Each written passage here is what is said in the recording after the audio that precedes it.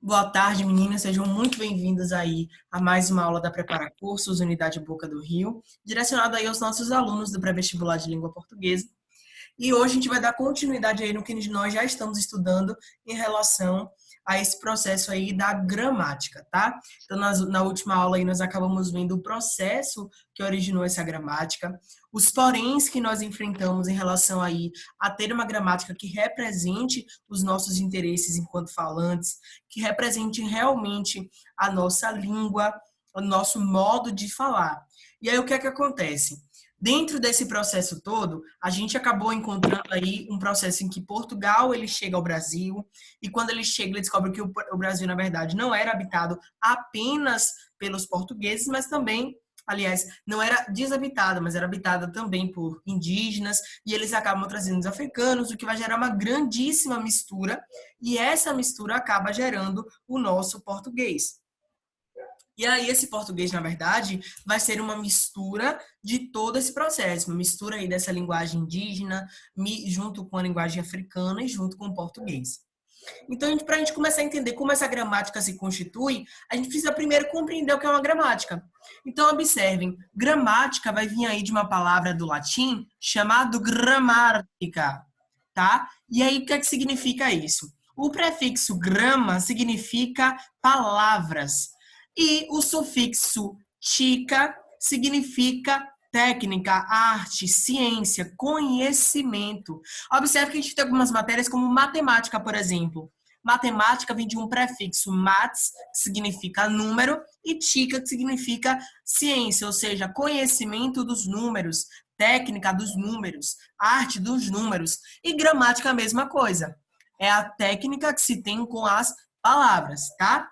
Então, para a gente poder conhecer um pouquinho mais, pega o seu caderno aí, meninos, rapidinho, para a gente poder copiar. Me avise quando eu puder continuar, tá? Pode falar, professor.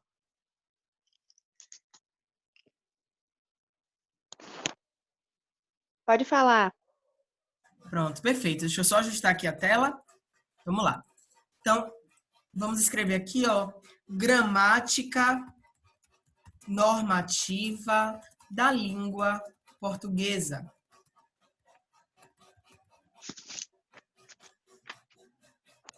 Perfeito. Vamos lá, então. O que é essa gramática? De início, a gente precisa ter a ideia de que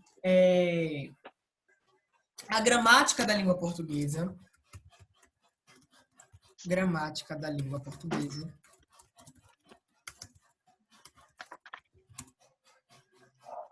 é um conjunto de regras e orientações que regulam a utilização da língua portuguesa.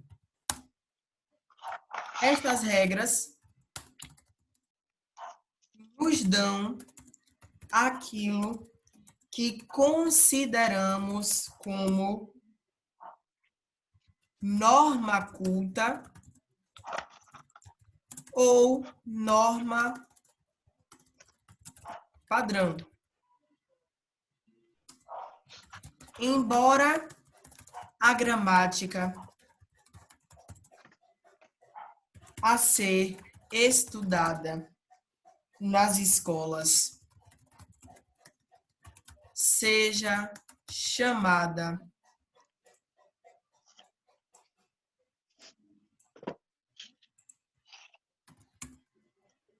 de gramática normativa, existem 4 tipos de gramática no total.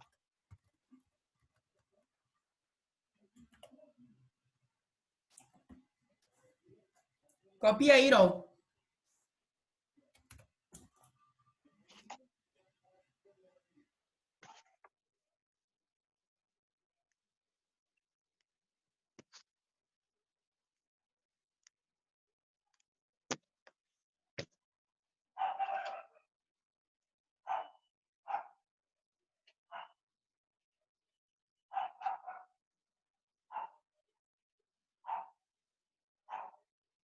Pronto, professor, pode continuar.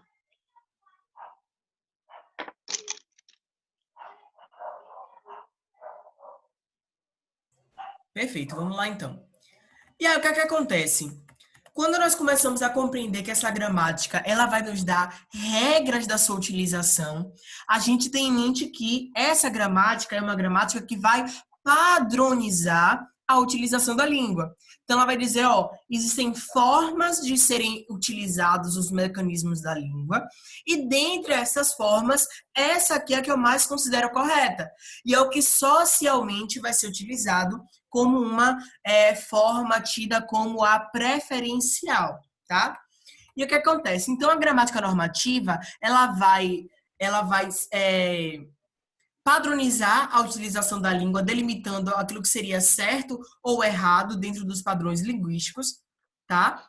Vai existir uma outra gramática chamada gramática descritiva, que vai ser a gramática que vai analisar os fatores fonológicos, os fatores da fala, da pronúncia da língua, pautado na ideia de que a língua ela vai estar mudando o tempo todo. E justamente porque a língua é viva, os falantes não vão sempre obedecer essa gramática no processo da fala. E esse processo distinto entre a fala e a escrita gera uma análise. Essa análise é feita por uma gramática chamada gramática descritiva. Então, observem que as funções da gramática são funções diferentes. Enquanto a gramática normativa vai ditar o certo e o errado, a gramática descritiva vai ditar a diferença entre a gramática, entre a forma falada e a forma escrita. Tranquilo até aqui? Sim. Perfeito. Vai existir uma gramática chamada gramática histórica, que vai se encarregar de analisar o desenvolver da língua dentro dos fatores históricos. Então, por que é que essa palavra deixou de ser chamada assim, para ser chamada dessa forma? Qual é o fator que leva a essa palavra ser chamada dessa forma? Então, essas questões são estudadas por essa gramática. E vai existir uma gramática comparativa, que geralmente é uma gramática utilizada nas universidades. O que é que essa gramática faz? Ela vai analisar todas as línguas que surgiram de uma determinada língua. Então, por exemplo, o português ele surge de uma língua mãe. Qual é a língua mãe do português, Ana? Qual o que, professor? Qual é a língua mãe que gera o português?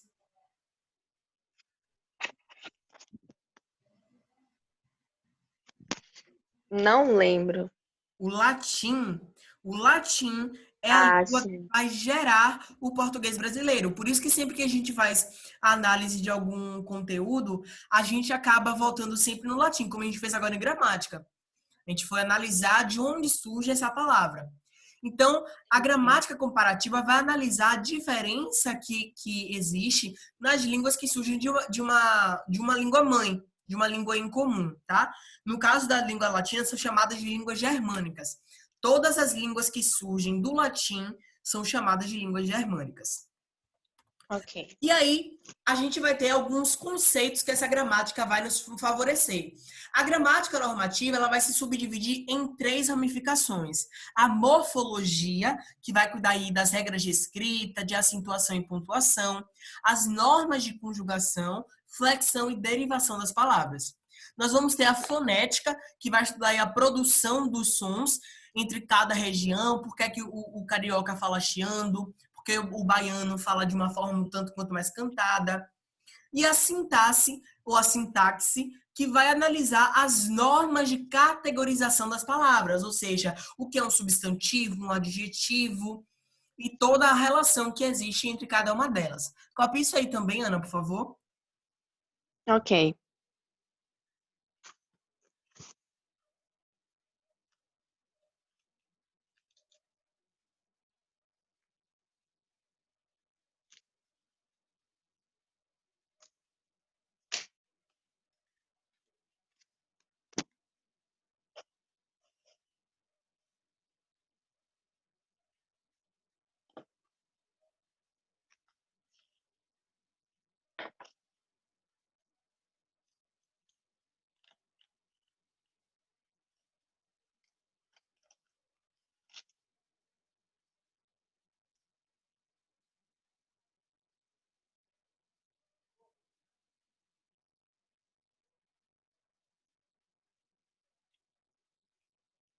Pronto, professor.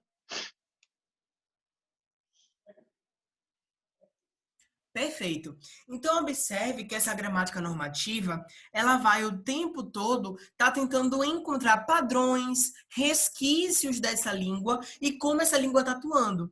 Ou seja, como é que essa língua atua quando ela é falada, como é que essa língua atua quando ela é escrita, de que forma as palavras se comportam.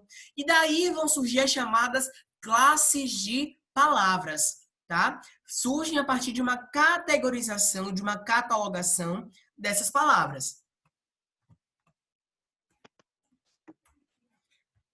Como resultado disso, é possível que a gente tenha uma fuga da gramática, Ana? Sim. Exatamente. Como é que essa fuga ocorre, você sabe?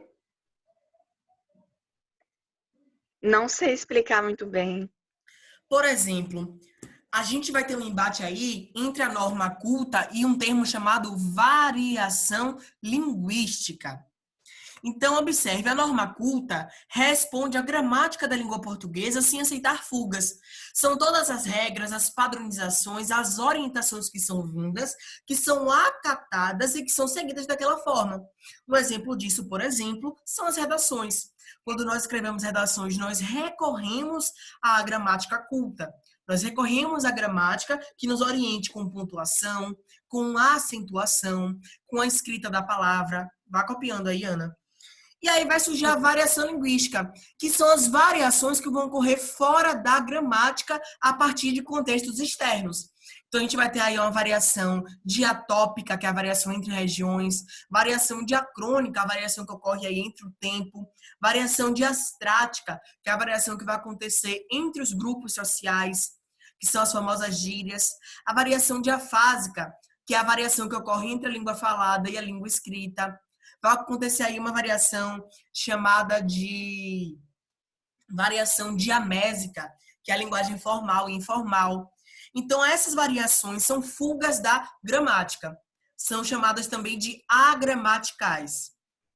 Então, a norma culta são palavras adequadas e a variação linguística são gírias, certo? As gírias são uma forma de variação linguística. A norma culta é sim a norma correta, seguindo a padronização. E a variação linguística são várias formas, não só as gírias, mas várias formas de se fugir da gramática culta. Por exemplo, dentro da variação diastrática, nós vamos ter vários grupos. A variação diastrática é a variação dos grupos sociais, onde a gente tem aí as gírias. E nós vamos ver que cada grupo da sociedade vai ter um vocabulário próprio. Um exemplo disso, por exemplo, pense no grupo religioso. Os evangélicos comumente usam expressões como reteté, ou, por exemplo, varão e varoa. A gente sabe que um varão é uma vara grande, mas o grupo evangélico ressignificou a expressão varão para que varão agora assuma não mais a função de objeto, mas a pessoa homem. E varão ganha também agora o feminino, varão, varoa, a mulher.